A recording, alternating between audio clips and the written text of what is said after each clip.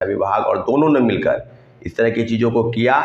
आपको याद होगा कि 1,20,000 पदों की बहाली निकाली गई और मात्र 92-93 हज़ार लोगों को ही नियुक्ति दी गई। 28,800 नियोजित शिक्षक थे उसमें मात्र। और ये जो बातें हैं ये बिल्कुल डंके की चोट पर लगातार 1,20,000 का जो हवाला दिया जा रहा था, बड़े बड़े स्लोगन और पोस्टर लगाए जा रहे थे, सभी बात इस बात की पुष्टि करती थी कि 1,20,000 लोगों की बहाली नहीं हुई है।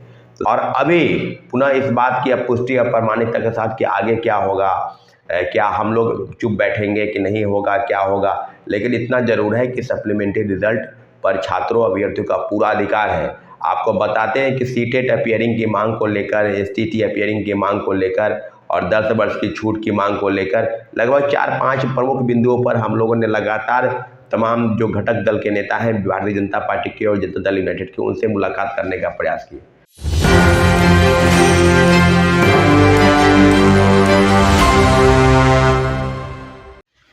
नमस्कार साथियों, जय हिंद। अभी आपको हम बताते चले कि जो TRE-1 में सप्लीमेंट्री रिजल्ट को लेकर जो याचिका दायर की गई थी, उसके संदर्भ में आपको हम पूरी अपडेट बता दें कि क्या हो रहा है और आगे क्या होने वाला है। क्योंकि क्या होने वाला है इसके संदर्भ में आपके मन में कई सवाल होंगे कि सप्लीमेंट्री रिजल्ट में जो बातें थी, सप्लीमेंट्री रिजल्ट के जो प्रावधान हैं और जिस प्रकार से ड्रॉप आउट, मल्टीपल रिजल्ट और बड़े पैमाने पर फर्जीवाड़ा का आंकड़ा BPSC से शिक्षा विभाग और दोनों ने मिलकर इस तरह की चीज़ों को किया, तो सारी नियुक्ति प्रक्रिया को देखते हुए सरकार के समक्ष हम लोगों ने काफ़ी गुहार लगाई थी कि सप्लीमेंट्री रिजल्ट आना चाहिए था। और BPSC ने भी माना कि सप्लीमेंट्री रिजल्ट आएगा और दिया भी। 4700 पदों की सूची BPSC को शिक्षा विभाग ने भेजी थी और मात्र 2773 लोगों का रिजल्ट आया, याद होगा। और हजारों विद्यार्थी, शिक्षक अभ्यर्थी इंतजार कर रहे थे कि पूरक परिणाम के नाम पर जो ढकोसला हुआ, जो बड़े पैमाने पर सीटों को बचाने का खेल और षड्यंत्र रचा गया बिहार सरकार और शिक्षा विभाग ने, सभी पर एक अपडेट आपको बता दें कि हम लोगों की याचिका जो है Satyam Kumar versus government of Bihar CWJC 2337/2024 case number आपको बता दिए आप, Satyam Kumar versus government of Bihar. और ये मामला जो है अंजनी कुमार के बेंच में गया है।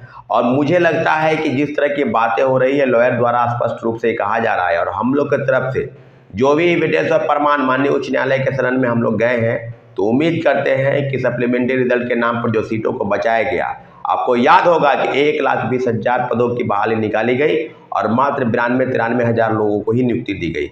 28,800 नियोजित शिक्षक थे उसमें मात्र।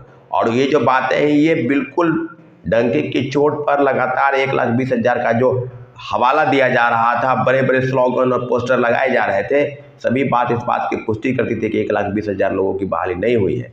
तो सारी चीज़ों पर मल्टीपल रिजल्ट और ड्रॉप आउट और फर्जीवाड़े को लेकर जिस तरह के वक्तव्य BPSC चेयरमैन की तरफ से दिया जा रहा था, सभी चीज़ों को लेकर और मल्टीपल रिजल्ट पर जो बातें थी उस सभी को लेकर हमने सप्लीमेंट्री रिजल्ट यानी पूरक परिणाम को लेकर जो याचिका दायर हुई है, उस पर आपको बता दें कि बहुत जल्द इस पर सुनवाई होते हुए, लगभग 2 सुनवाई हुई है और बहुत जल्द इस पर जो है हम लोग को जीत मिलने जा रही है। उम्मीद करते हैं माननीय उच्च न्यायालय छात्रों के हक में फैसला दे।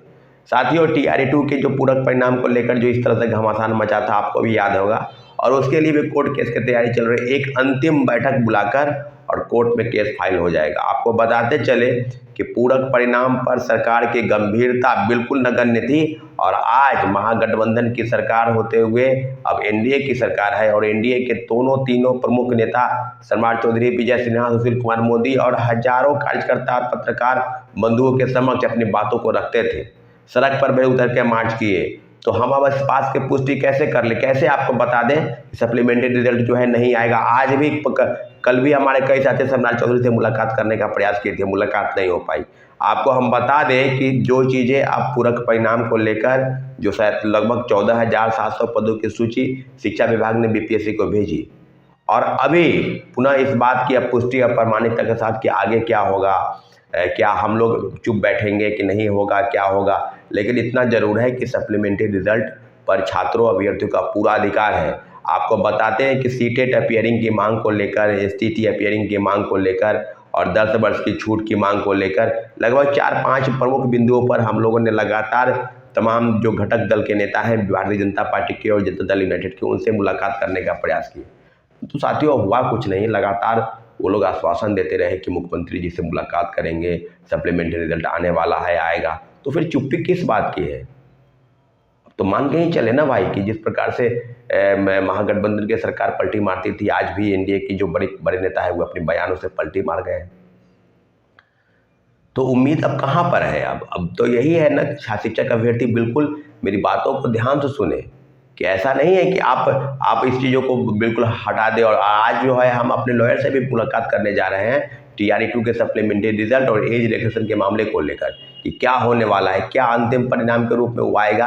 क्योंकि 14,700 पदों की जो सूची को लेकर जो नोटिस शिक्षा विभाग ने BPSC को भेजा, क्या यह ग्राउंड नहीं है? यह पर्याप्त ग्राउंड है। और रिजल्ट की प्रिपेयरिंग की तैयारी भी वो ट्वीट के माध्यम से श्री अतुल प्रसाद जी, जो पूर्व चेयरमैन है BPSC के, उन्हें स्पष्ट कर दिया था कि हम सप्लीमेंट्री रिजल्ट की तैयारी कर रहे हैं।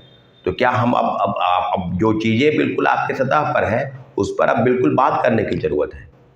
तो साथियों, अगली जो बैठक होगी TRE-2 में जिनका एज खत्म हो गया है, जो तीसरे फेज की बहाली की प्रक्रिया में नहीं बैठने जा रहे हैं, उस सब के लिए एक अंतिम विकल्प के रूप में माननीय उच्च न्यायालय है। इसलिए अगली बैठक जब भी बुलाई जाएगी आपको आना है और उसी के बाद अगले ही दिन हम लोग कोर्ट केस की फाइलिंग की तैयारी करेंगे साथियों।